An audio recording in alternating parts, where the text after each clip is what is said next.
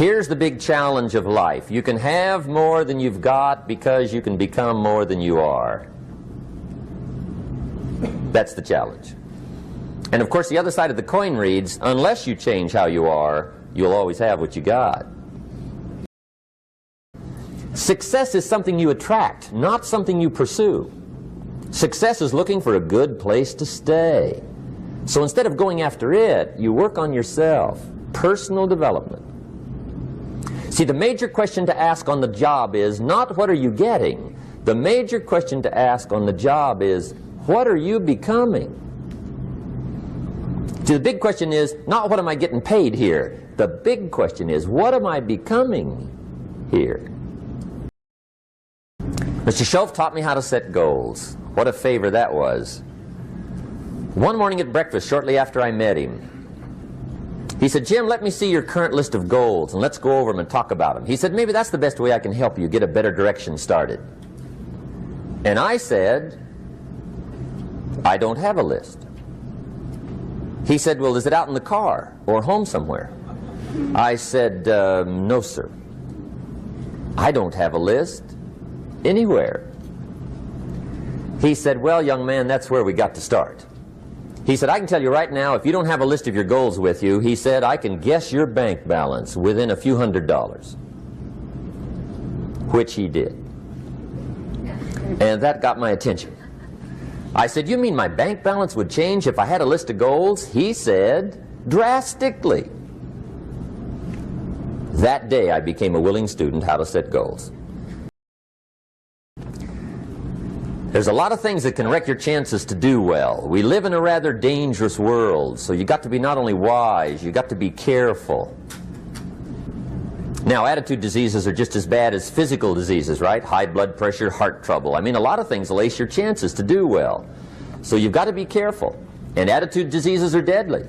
I mean, they'll destroy all the good things you start. Okay? Goes like this. The major key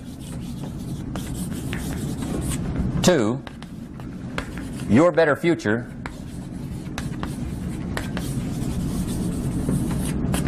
is you.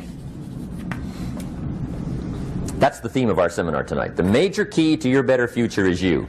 And I'd like to have you underline two words just to give it some added punch. Underline the word major and the word you, so that it reads, the major key to your better future is you. Now, my first suggestion is transfer this to a card or something where you can put it up, where you can see it every day. Preferably put it up where you can see it at the beginning of the day, before you go off to put the day together. This is a good phrase just to glance at, to keep in mind as you're putting the day together. It's called the silent seminar. If you'll just let this talk to you during the day, I found it to be tremendously helpful. The major key to your better future is you.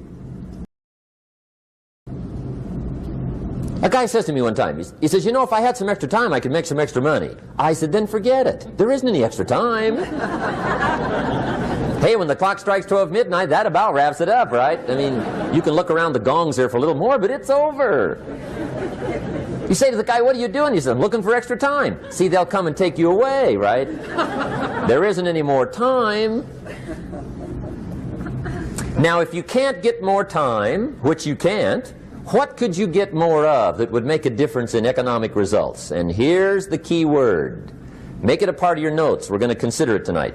The word is value.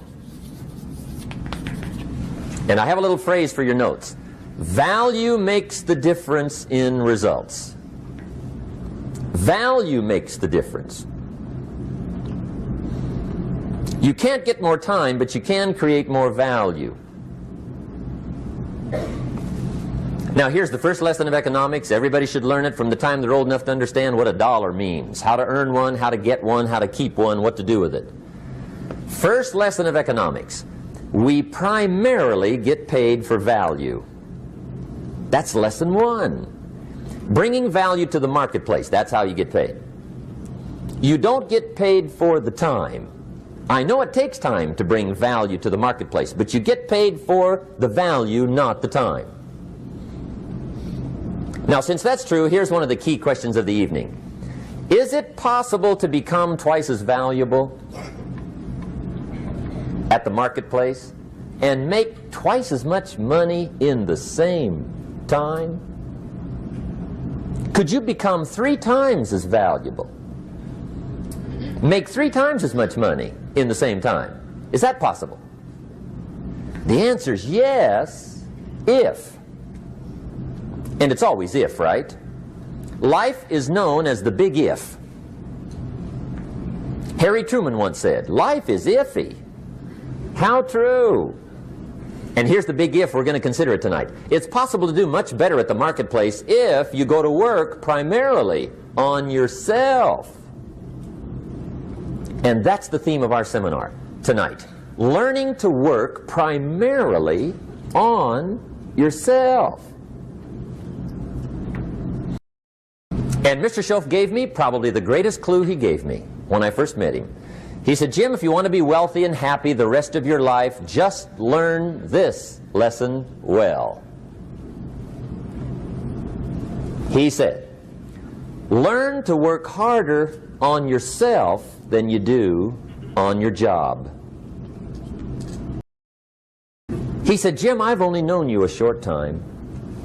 But he said, it's already my honest opinion that for things to change for you, you've got to change.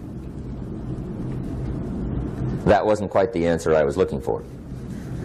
But that's the answer he gave me, and I pass it along to you on this warm summer evening in Anaheim, California, 1981. For things to change for you, you've got to change. Otherwise, it isn't going to change. Before I met Mr. Schoaf, I used to say, I sure hope things will change. Right? That seemed to be my only hope. If it isn't going to change, I'm in serious trouble. And then I discovered it isn't going to change, so I'm in serious trouble.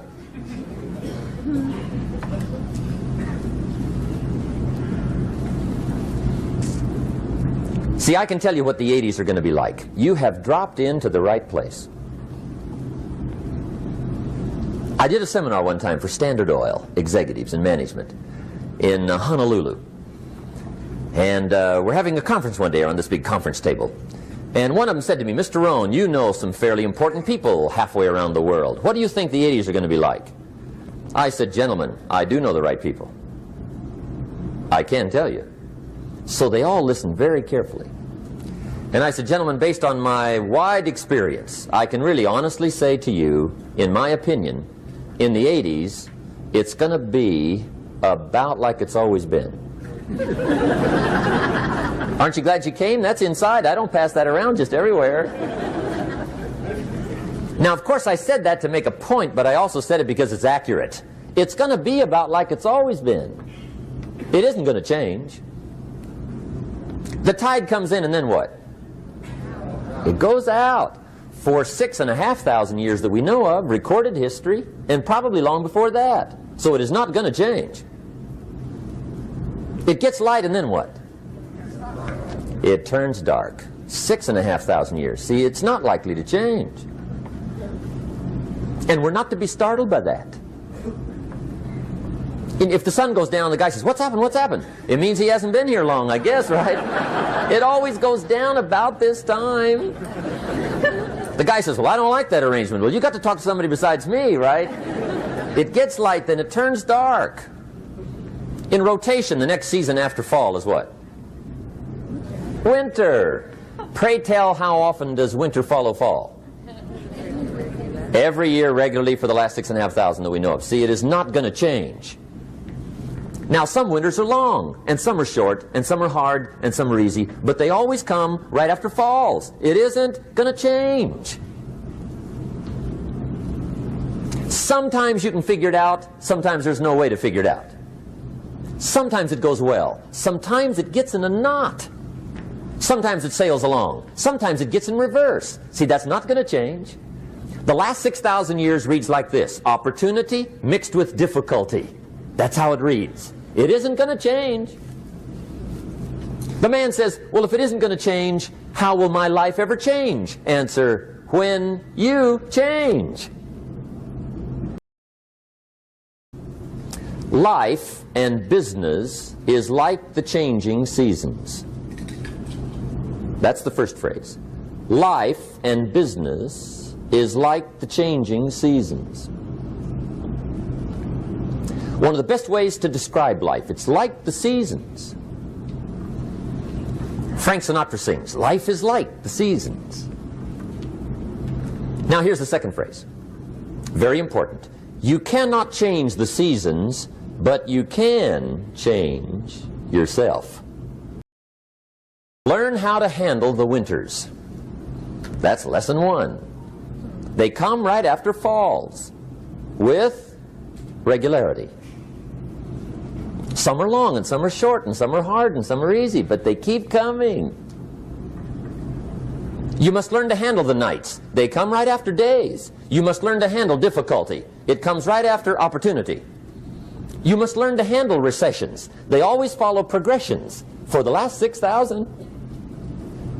See, it isn't going to change. The lesson you must learn is how to handle it. And there's all kinds of winters, right? The winter when you can't figure it out. The winter when it all goes smash. The winter when it turns belly up.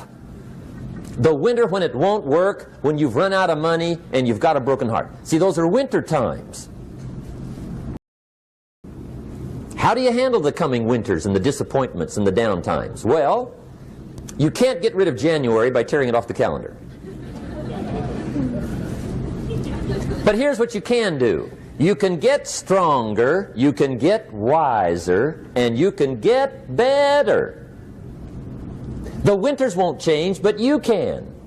And that's how life changes for you. See, before I understood, when it was winter, I used to wish it was summer. I didn't understand. When it was hard, I used to wish it was easy. I didn't know. And then Mr. Schoaf gave me a part of his very unique philosophy when he said, don't wish it was easier, wish you were better. See, that triggered my whole life change.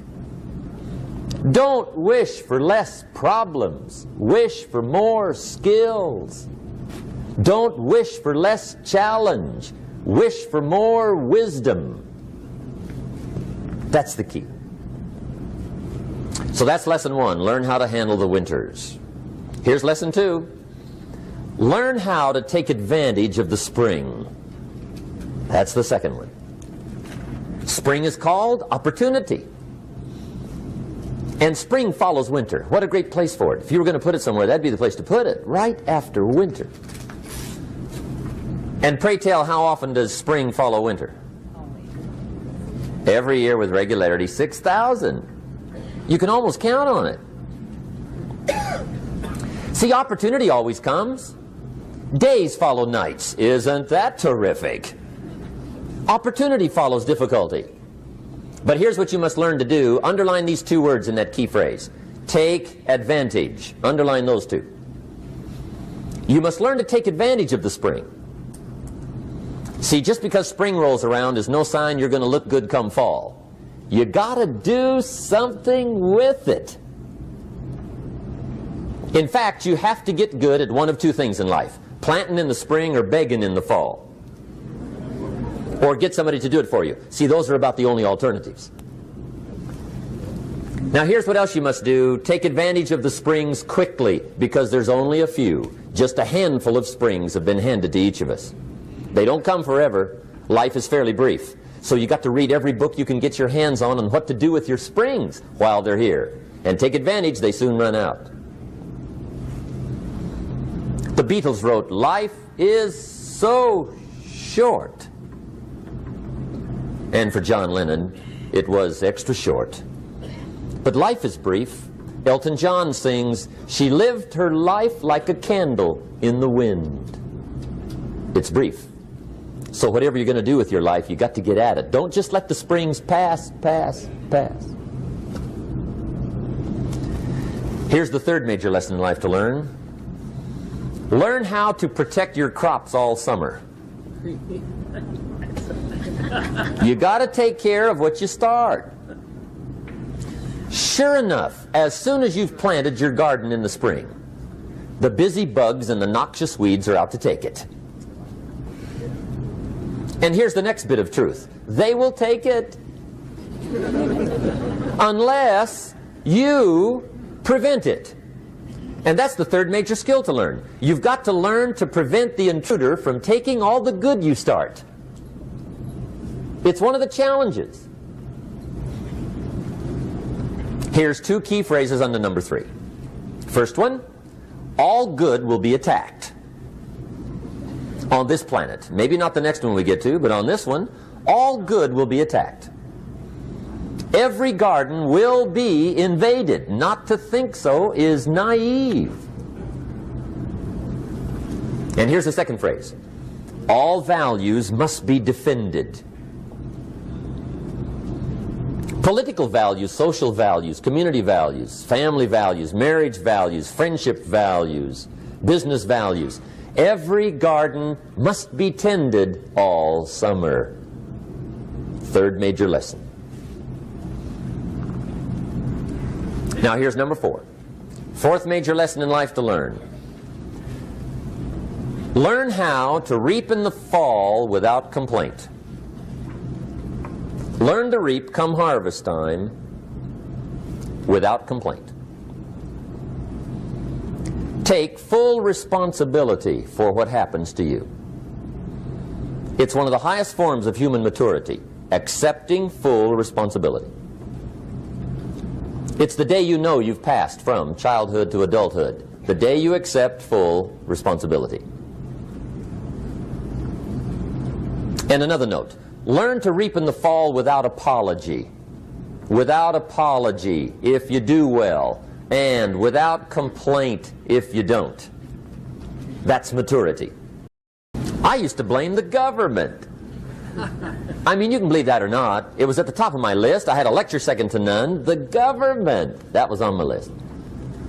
I used to blame taxes. Look what you got left after they take everything. And they expect you to do well. That was on my list there. Prices, that one's easy, right? You walk into the supermarket with $20, come out with a little half bag. So I had that on my list. I used to blame the weather. I blamed the traffic. I used to blame my car. I blamed the manufacturers. I used to blame the company. I blamed company policy. I used to blame the training program.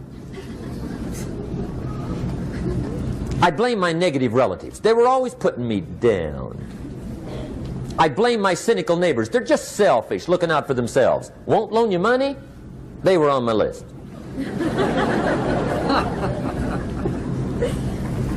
I used to blame the economy. I blamed the community. That's a pretty good list for not doing well, isn't it? I thought it was good. I'll never forget one day, Mr. Schoaf was very kind, but he was also very blunt, and this was no exception. And I'm glad he was blunt. There's a lot of things I'd have missed if he hadn't have been blunt. One day, with sort of a curious look on his face, he said, "Jim, just out of curiosity, tell me, how come you haven't done well up until now?" Excellent question. I thought, well, so I won't look too bad, I'll go through my list. And this list I just gave you, I put that on him.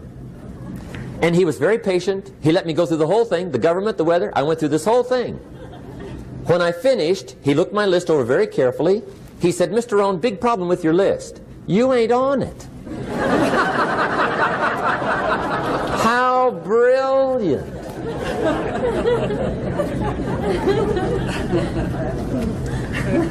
When I went to work for him a few months later, I learned very quickly to tear up my list, reasons for not doing well, and I threw it away. And I got me a fresh piece of paper. And I put one word on it. Me. And I found out that the same things can happen to two different people. One gets rich and one stays poor. Why is that? It's because it's not what happens, but rather it's what you do. I used to blame the weather, and I discovered it rains on the rich. So see, that won't help. Two men wake up one morning, there's a rainstorm on. One of them looks out his window, sees the rainstorm, and he says, Wow, what a storm. With weather like this, they can't expect you to go out and make sales. He stays home. Same morning, the other guy looks out his window, sees the same storm, says, wow, what a storm. But he says, you know what, with weather like this, what a great day to go out and make sales. Most everybody will probably be home, especially the salesman.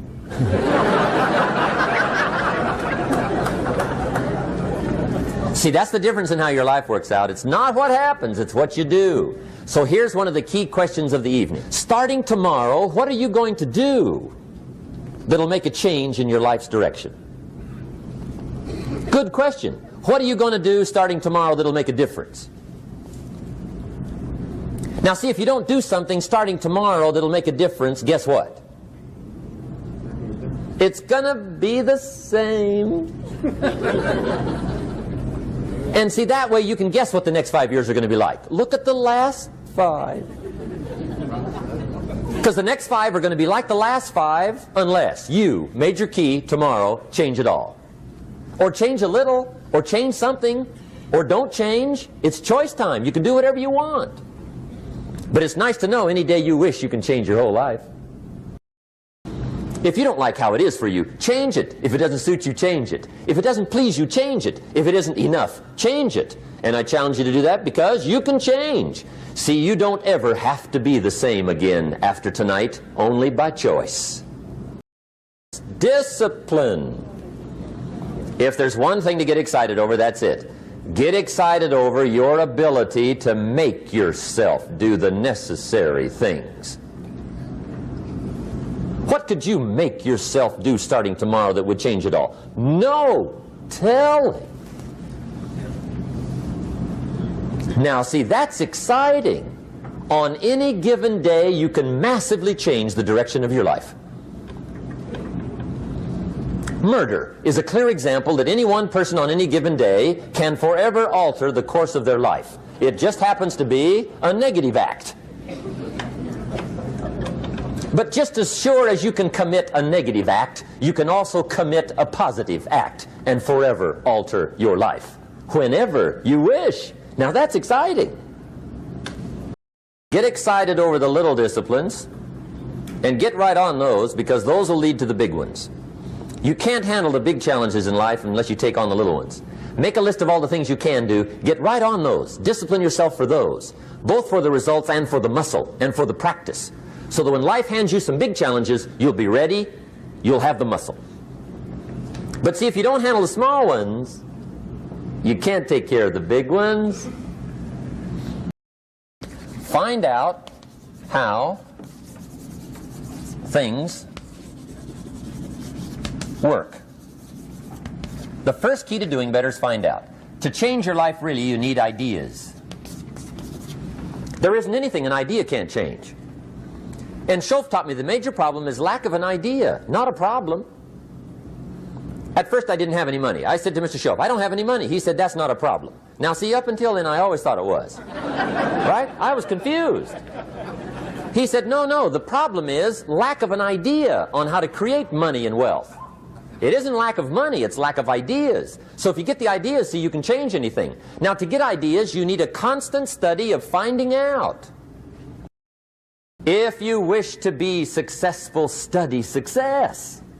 If you wish to be happy, study happiness. If you wish to be wealthy, study wealth. Don't leave it to chance. Make it a study. Some people just go through the day with their fingers crossed. See, that won't do it. You've got to study the things that can change your economic, social, spiritual, personal life. Be like a child.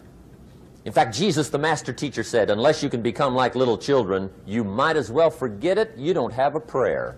Excellent advice. You got to be like children. 4 ways, in my opinion, to be like a child. Number 1 is curiosity. Number 2 is excitement. Get excited like a child over your ability to make yourself do anything for change. 3rd is faith. Have faith like a child. Adults are too skeptical. And 4th is trust. Trust is a childish virtue, but the rewards are incredible. So be like a child. Now, if you're curious, let me give you 3 ways to find out how to change anything. Any life direction, any dimension. Here's 3 ways to find out how to change anything. Number 1 is to read. Become a good reader. All of the successful people I know and work with around the world, they're all good readers. Curiosity drives them to read. They got to know. They just read.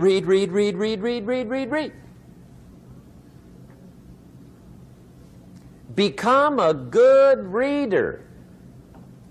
Now, that's my opinion. Listen to the other lecturers and listen to me and make up your own mind. Don't be a follower. Be a student.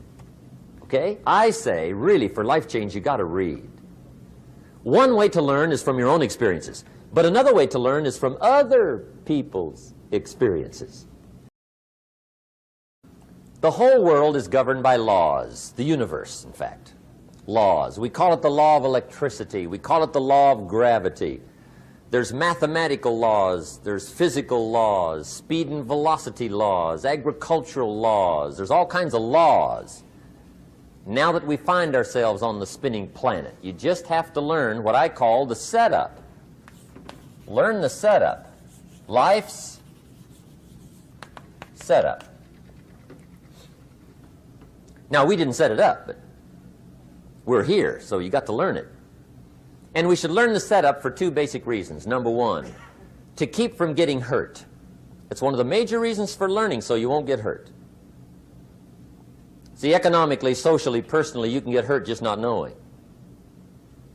Ignorance is not bliss. Ignorance is poverty. Ignorance is tragedy. You got to know, or you're going to get hurt. It's good to know not to walk out the 10-story window. That's excellent information. Now, what if a guy didn't know and he walks out? Now he's dead at the bottom. Somebody says, well, the poor guy didn't know. You got to know, or you're going to get hurt. It's easy to let life deteriorate into making a living instead of designing a life. And we all have a choice. Make a living or design a life. It's easy to get trapped by economic necessity and settle for existence rather than substance. That's easy.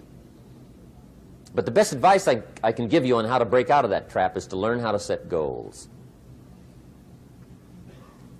Mr. Shelf put it to me this way.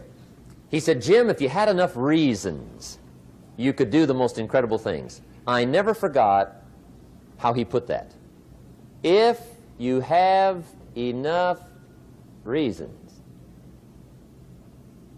See, reasons will change your whole life. Mr. Shelf said to me, he said, Mr. Rohn, I think you've got plenty of intelligence, you've got plenty of talent, you've got plenty of ability. Probably what you lack is plenty of reasons. He said, I don't think your current bank balance is a true indication of your level of intelligence. I was happy to hear that. He said, I think you're much smarter than your present bank balance indicates. And that turned out to be true. I was much smarter. But of course my first question was, well then why isn't it bigger? And he said, you don't have enough reasons. You've got enough intelligence, but not enough reasons. So see, reasons can change your life. Here's what else I found out. Reasons come first, answers come second. You don't get the answers to do well till you get the reasons. Life has a mysterious way of hanging on to all the answers and only gives them up to the people that are inspired by reasons. So reasons make the difference in how your life works out. Now, what are some of the reasons for doing well? Let's go through a quick list called Reasons for Doing Well. First is personal reasons. Some people do well for recognition. Some people do well for respect. Some people do well for the way it makes them feel. They love the feeling of being a winner. Those are good reasons. I have some millionaire friends that keep working 10, 12 hours a day, making more millions. And it's not because they need the money. It's because they need the joy and the satisfaction and the pleasure that comes from being a constant winner. And see, it's not just the money anyway. It's the journey, not the money. Ronald Reagan, president, said to the joint session of Congress a few weeks ago, "The Republic is a dream. And if we don't keep dreaming, we will lose the Republic. Your better future is a dream for yourself and for your family. Where do you want to go? What do you want to do? What do you want to be? What do you want to see? You've got to dream dreams." There's a Bible phrase that says, "Without dreams and visions, people perish." You've got to have something to go for that inspires the heart and the soul. Now, I've divided goals into 3 categories. Here they are. Number 1 is economic. That's your goals for money, income, business, profits, production. Economics. Make sure you've got your economics well planned. Economics plays a major role in everybody's life. Economics is major, which means it ought to be meticulously well planned for tomorrow, this week, this month, this year, long range. Now here's the second category of goals, things. Make a list of the things you want. And on my list of things, now I put everything. Little things as well as major things. Doesn't matter how small it is, it goes on my list.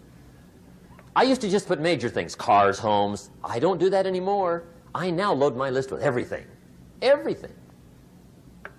And the reason is, part of the fun of having a list is checking it off. That's it. Boy, at the end of the day, if you can go, got it, got it, got it, got it, got it, got it, whatever it is, right? You get into the habit. So load up your list, the things you want. Now, when you check off something major, celebrate. That's an important point to make. Celebrate your achievements.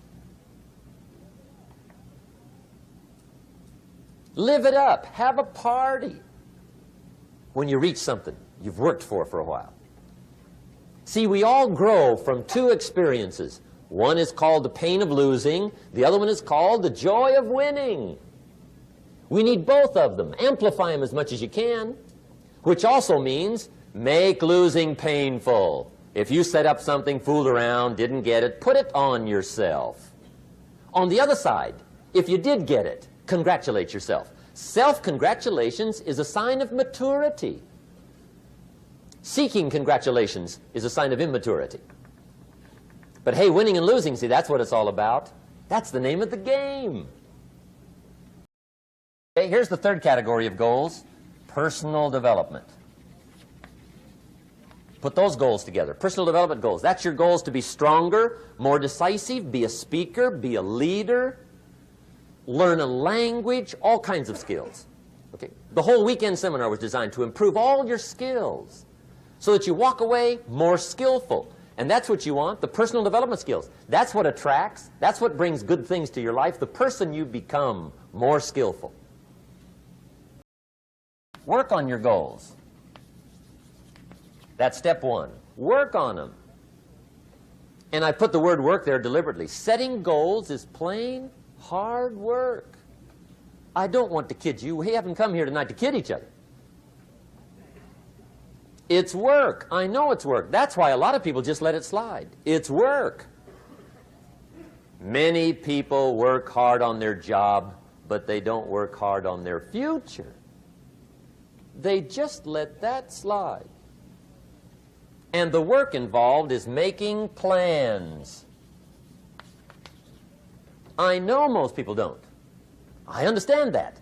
But don't let that be you. Here's step 2. Write your goals down. That's so important. I teach my staff around the world, put your goals in your journal.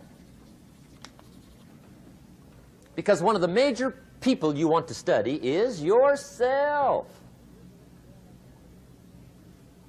Say, here's the list of goals I put together 3 weeks ago. Here's the list of goals I put together 2 years ago. Here's some of the changes I made, rearrangement of my priorities. I scratched these off. I put these on. I've gotten these. Study your accomplishments. Study what your desires are. Put them on paper. Write them down.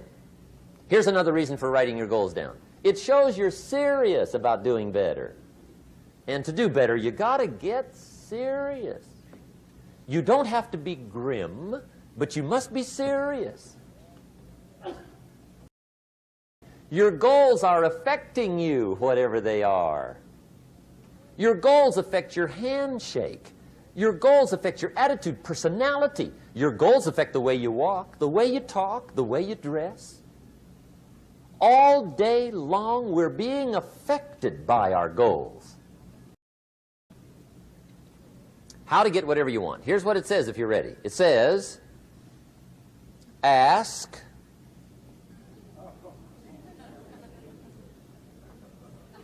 That's it. End of notes. Ask. If there's one art in life to learn extremely well, that's got to be one of them. The art of asking. What does ask mean? Ask means, what do you want? Asking is the beginning of receiving. Asking starts a unique process, mental and emotional. I don't even know how it works. All I know is it works. It's like pushing a button and all this machinery starts working. I don't know how. It just works. There's a lot of things you don't need to know how. Just work them. Some people are always studying the roots. Others are picking the fruit. I mean, it depends on what end of it you want in on. Asking is the beginning of receiving, so start the process. Here's number 2. Receiving is not the problem. Receiving is automatic. Now, if that's true, receiving is not the problem, what's the problem? Failure to ask. Ask with intelligence. It didn't say ask intelligently, but I'm sure it meant that. Don't mumble. You don't get anything by mumbling. Be clear. Be specific. Intelligent asking means how wide, how high, how soon, when, what size, what color, how much. Define what you want and describe what you want. That's powerful. In the weekend seminar we teach, goals become like a magnet. They pull you that direction. And the better you describe them, the more they pull. So ask intelligently. Here's number 2. Ask with faith. That's the childish part of the equation. Believe you can get what you want like a child. Not an adult. Adults are too skeptical. So the formula really reads, make plans like an adult and believe in them like a child. And the most incredible things will happen. Just try it for 90 days. Just try it. You can always go back to the old ways. Just try it, just 90 days, 90 days. Now here's the last qualifying phrase on goal setting, as we promised to qualify everything. And it simply goes like this. Remember, you won't get everything you want. Resolve says, I will. 2 of the most powerful words in the language. I will. Benjamin Disraeli once said, nothing can resist a human will that will stake even its existence on the extent of its purpose. Shortly put, I'll do it or die. See, that's powerful. That could be the day that turns your life around. The world has a strange way of stepping aside when somebody says, I'll do it or die. Then I'll tell you what changed my whole life when I finally discovered it's all risky.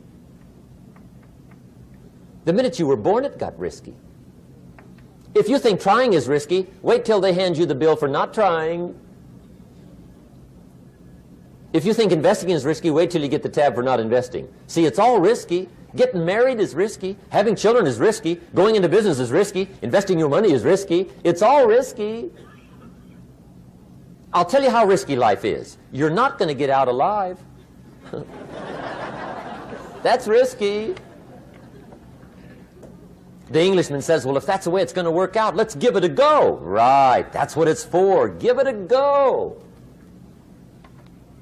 Somebody says, yeah, but I'm looking for safety and security. Fine, then huddle in a corner. We'll cover you with a sheet, bring you 3 meals a day. And we'll protect you, feed you, look after you, care for you. We won't let anything happen to you. And you'll probably live to be 100. The guy said, well, yeah, I'd live to be 100. But what a way to live. Right. What a way to live, safe and secure. Don't ask for security. Ask for adventure. Better to live 30 years full of adventure than 100 years safe in the corner. And see, it's not important how long you live. What's important is how you live.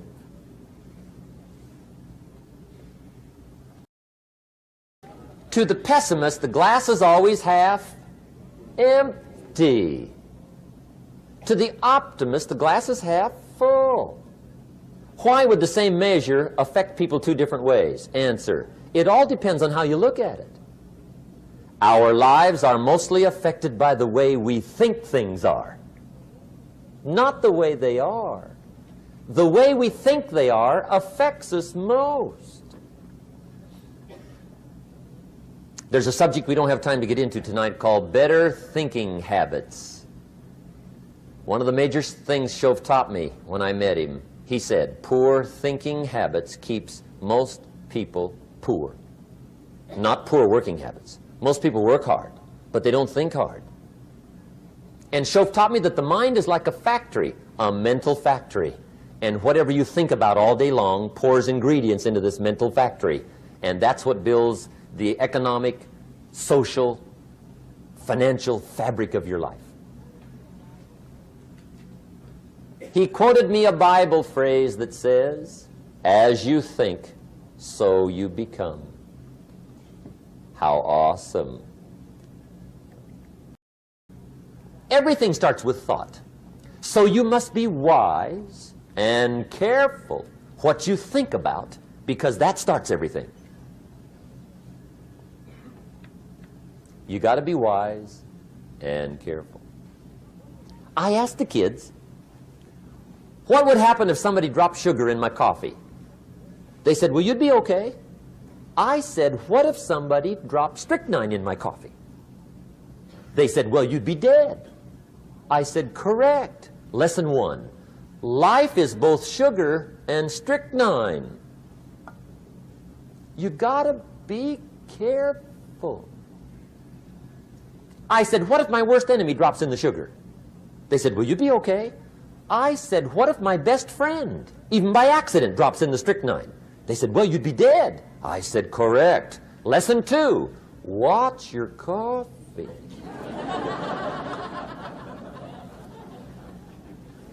You got to be careful. See, it doesn't matter who hands you the bad stuff. It doesn't matter where you get the bad stuff. It'll still do its damage on your bank account, wherever you get it.